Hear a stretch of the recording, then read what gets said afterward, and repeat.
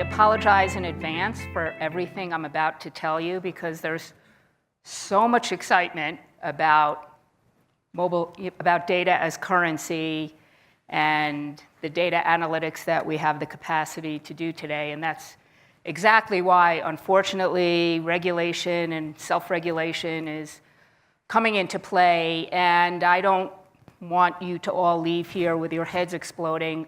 I just want to help sensitize you to some of what's happening out there. And I think the most important thing to remember about all of this is communication, because the one theme you'll really see is that it is becoming much more complex, and the lack of communication between agencies and brands and the actual developers in terms of what data is actually being captured and how is it being used is what's led to almost all of the regulatory problems we've seen.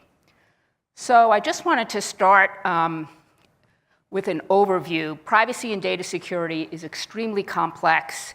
There are federal laws in certain regulated industries like health and banking and children's privacy. Other than that, it goes under general Section 5 of the Federal Trade Commission Act, which I'll talk about in a moment. The SEC has weighed in. Obviously, we have international bodies that have weighed in. And then, as I'll talk about, there are a whole host of self-regulatory efforts that are coming into play. Just wanted to share a few interesting statistics that recently came out. In terms of consumer data privacy concerns, it's almost split 50-50 between whether consumers seem to really care or not. But interestingly, 74% say that they've limited their online activity because of privacy concerns. This next one I think is really interesting and perhaps driving some of the regulation. So when consumers were asked how much data do advertisers collect, actually 30% said none. As high a percentage as said don't know, only 21% said too much of everything. And finally, some just fun facts on mobile marketing that are driving some of what we're seeing in the legal space today. More consumers access the internet on mobile devices than desktops last year. 2/3 of all time spent on digital media was spent on mobile. 60% of Google's ad revenue was from mobile. And by 2020, the mobile ad spend is expected to exceed the TV ad spending. And most importantly, 2016 had some of the biggest data breaches in history, which is likely a result of everything we saw up above. Before I go into some specifics, I just want to share some trends as well that seem to be driving the regulation. Mobile, and this was alluded to in the first session, is really becoming the hub of digital life. It is the default device, actually, for all the connected devices are kind of defaulting back to your mobile device.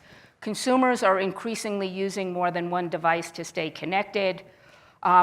There's enhanced location-based services in retail, almost on steroids at this point.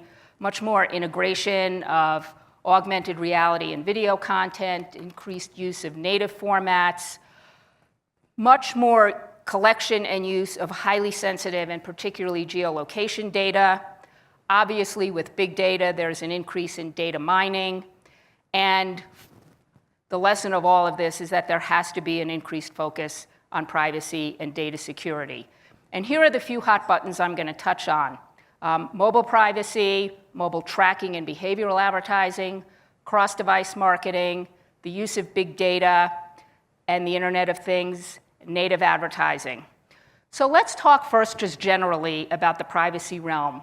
The problem that's been identified, and this is in the FTC's mobile privacy report, is that many app developers don't invest in the privacy and security of the data that they collect. It's just not as much of an investment as the technology itself, and that often causes even unintentional data leakages through mobile apps. So you can then imagine as mobile use increases, the amount of data that's leaking out is also increasing. Now, as I said, the Federal Trade Commission is the primary body that is regulating privacy in the consumer protection space. There is no specific statute that they regulate under, but they have very broad authority to regulate deceptive and misleading trade practices or unfair trade practices. And they consider the failure to adequately disclose your privacy policies or to give consumers adequate choice to be a misleading, deceptive, and unfair practice. And it is on that basis, without any regulation at all, that they've managed to bring over 40 privacy cases to date. And their three core principles are privacy by design, which means privacy, you should be thinking about privacy before you've even developed any kind of app or software. It should be front and center. There should be simplified consumer choice. It should be easy for the consumer to opt in or opt out, and transparency in terms of telling consumers everything about what you're collecting and how you're sharing. In 2013, the FTC issued a staff report on mobile privacy, and they basically set out guidance for everybody in the ecosystem. Some of it's directed to the platforms, some to the app developers, some to the ad networks. But if you think about these key themes, they are really driving all of the activity that's happening at the regulatory level. They really believe that just-in-time disclosures and express consent opt-in for geolocation or sensitive content is mandatory, that consistent icons should be used to tell consumers where you're collecting and transmitting data. They do not believe that you should be able to track for smartphones. They firmly believe, although it hasn't passed, that there should be do not track mechanisms. They actually want clearer, shorter, and easy to understand privacy policies that are easily accessible through the app. And most importantly, this better communication between developers and ad networks so that everybody can know exactly what's being collected.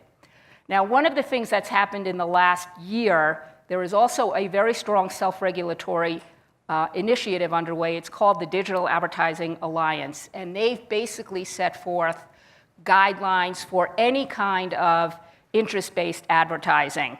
And their key themes are there should be Uber notice, really, and an opportunity for consumers to opt out. And if you've seen the ad choices icons that are being essentially deployed where information is being collected for tracking, it's through this Digital Advertising Alliance.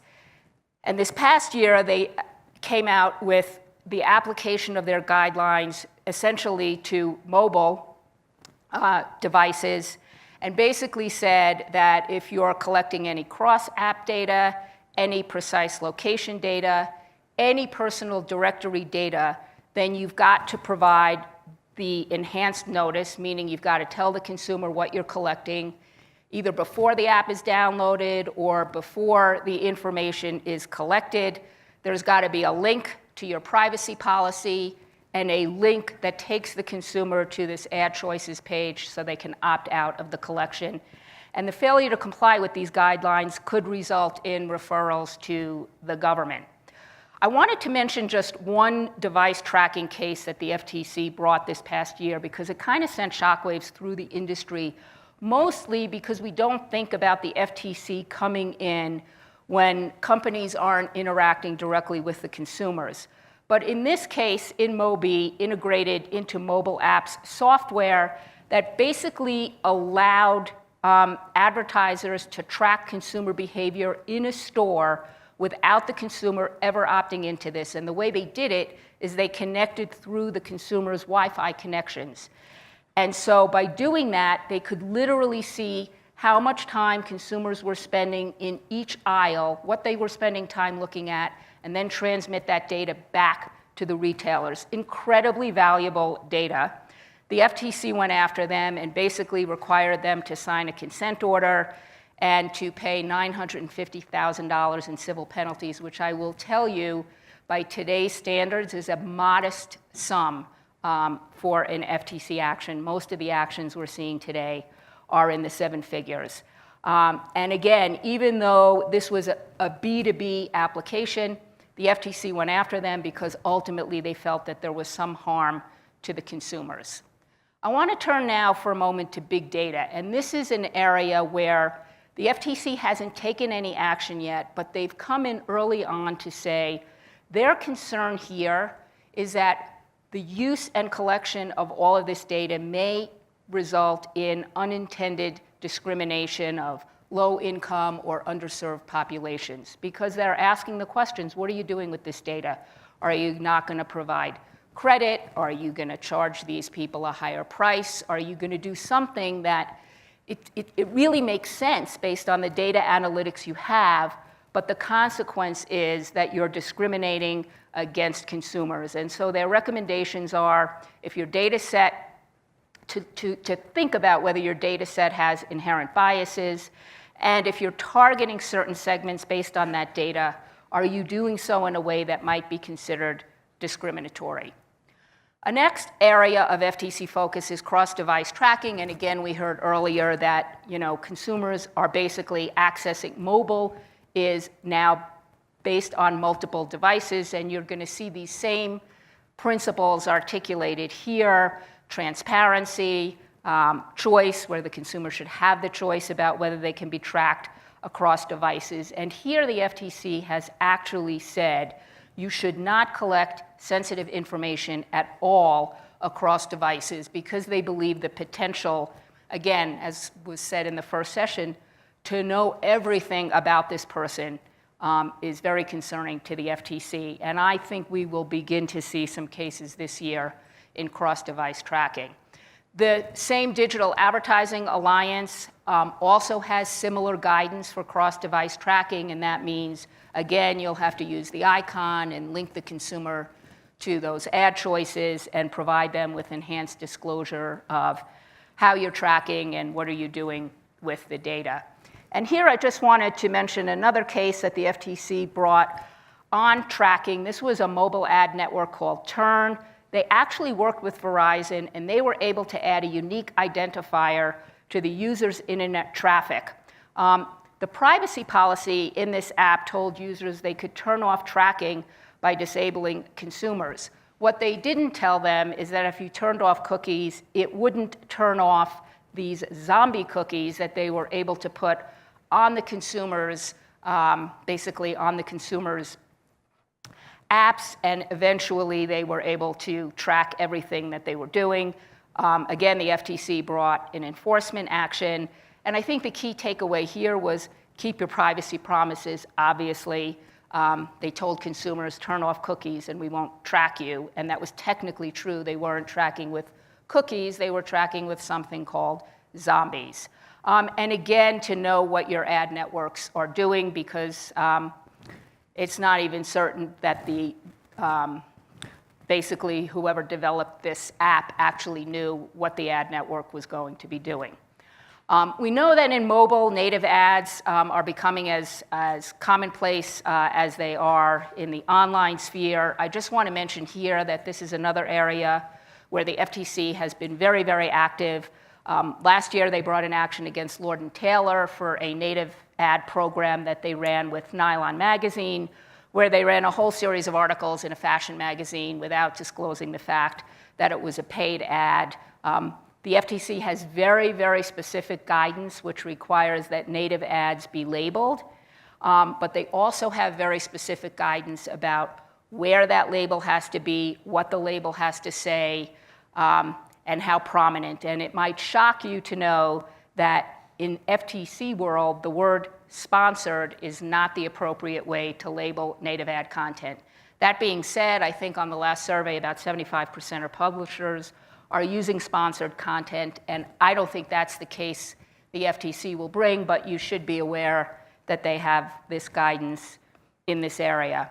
And finally, I just want to turn a little bit to data security. The FTC, if there is a data breach, the FTC will assume that you did not maintain adequate security controls. I personally find that offensive, because I think it's like if someone breaks into your house, it's the police coming in and saying, well, you didn't secure your house appropriately. But that is the FTC's view, and so when there are massive data breaches, invariably we see FTC actions coming.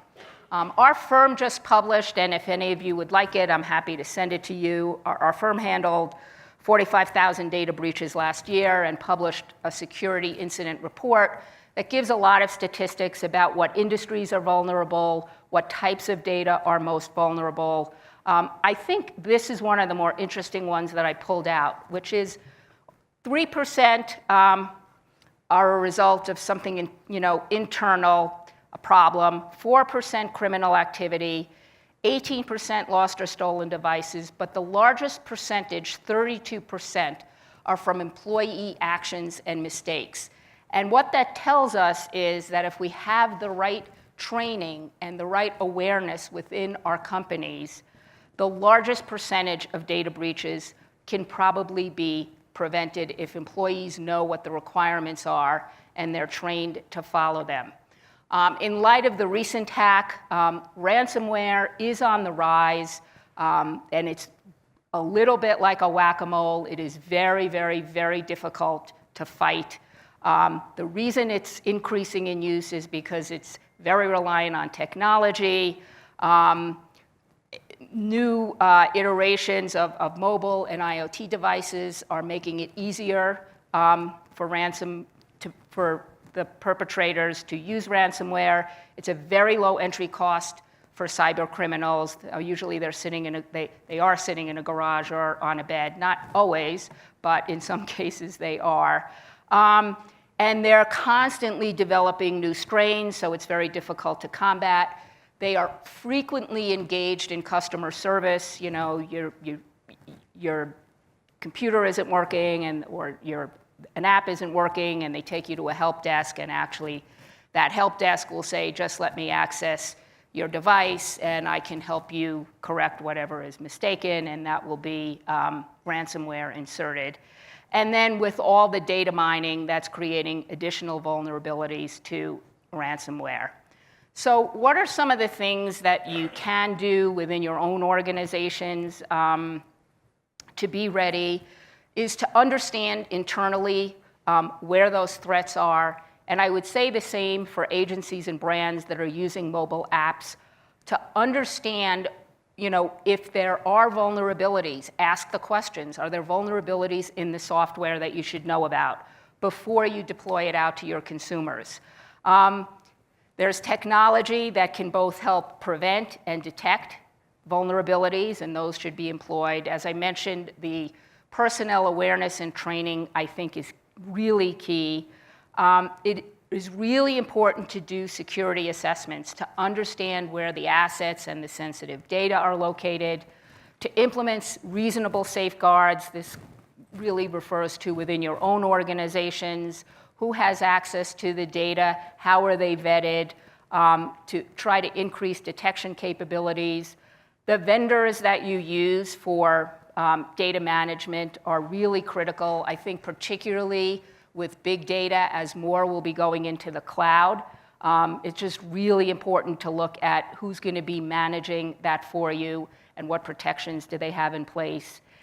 Every company should have an incident response plan, because if, God forbid, you do have a major data breach, the time period within which you need to report and respond is very short.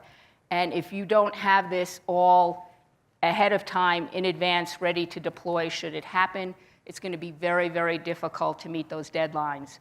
There are tremendous options now available for cybersecurity insurance, and obviously just ongoing diligence and oversight is key to all of this. But I want to just finish by saying there are marketers and agencies in the room, and most of the privacy and data security cases that happen, where the FTC comes in or where the Better Business Bureau comes in, really resulted from a lack of communication, particularly where the brand or the brand's agency really didn't understand all of the capabilities of the technology, all of the assets that were being collected, and often relied on the developer who may not have given a complete picture.